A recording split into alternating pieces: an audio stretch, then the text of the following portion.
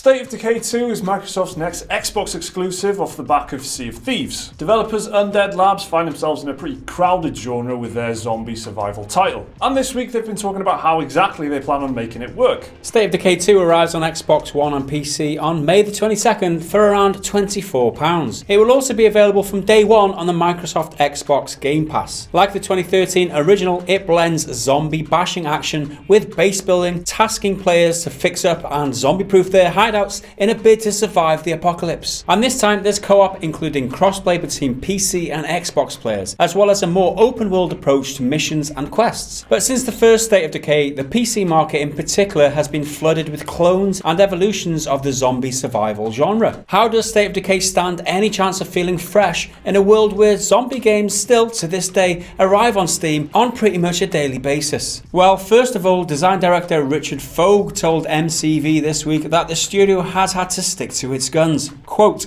"I've been talking to a lot of journalists and they'll ask me about making a Battle Royale game because literally everyone else is. It's like there's this field of wheat and somebody built this perfect glorious combine and it went over the field and somebody asked me, would you also like to build a combine? But there's no wheat left." I actually think that's a really good analogy for the Battle Royale genre. It's been done essentially. People are farming, like game developers are farming. Yeah. Farming everyone, so farming us. What's the point building another combine if a great combine has already come along and harvested all the wheat? That's what you're saying. It's a great analogy. What you should say is that wheat tastes like shit. As in, Battle Royale is bad. No. Oh, sorry, I thought you just said we're the wheat.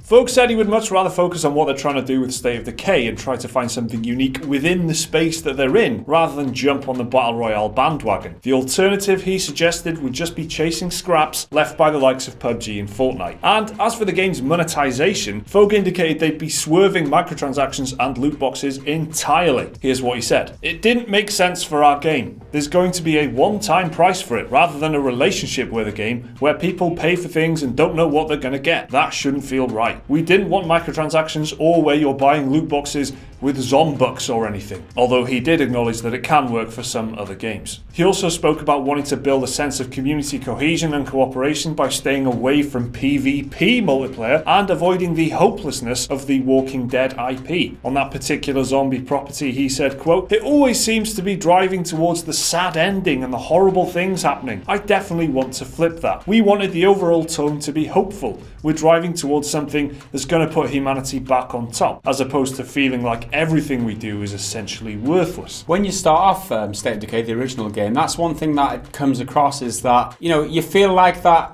humanity is kind of on the up, and although it's an apocalyptic kind of world, it doesn't feel like it's overrun or that there's no hope whatsoever. That's kind of the theme of the game, is that, it's about growing and making the best of what you've got, and it is quite dire, isn't it, The Walking Dead? Like, everyone dies. You have to choose between chopping someone's arm off or like killing the other person, and there's it's not what you want now. It's like EastEnders on steroids, man. Anyone in Britain knows what that means. Yeah, it's really severe and really kind of down, and I guess, it is zombies, so I guess it would be pretty depressing. But State of Decay offered something a bit different, offered a bit of an antidote, I thought, back when that original came out, to like The Last of Us and stuff like that, where The Last of Us portrayed this kind of really serious and obviously a great game, The Last of Us, but this was just a different approach to it, and I enjoyed it. And I think the base management stuff is like 50% of the game. This isn't a game like Dead Rising where the main objective is just battering zombies. It's just as much about managing a little community, building it up and keeping it alive, combined with third-person action. So I really enjoyed the first one. I am looking forward to the second one. Sounds like it's more of a refinement and a development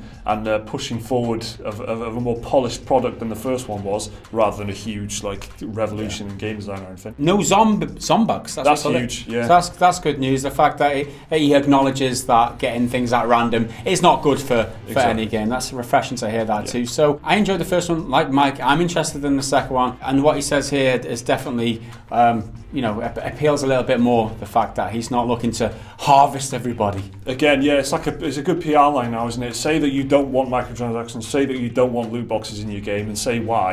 It's just a good a good bit of PR communication now. So yeah, looking forward to it. I'm sure it'll be an interesting game. So that's State of Decay 2. It's coming out in just a short while. It's going to be about 24 quid when it comes out. Or it's on the Microsoft Xbox Games Pass. What about the lack of loot boxes and microtransactions? Does that kind of sway you to give this game a look? Let us know down in the comments. Remember to like and subscribe if you enjoyed the video. There should be another video right there if you want to watch that, and a link to Patreon if you want to support the channel. See you next time.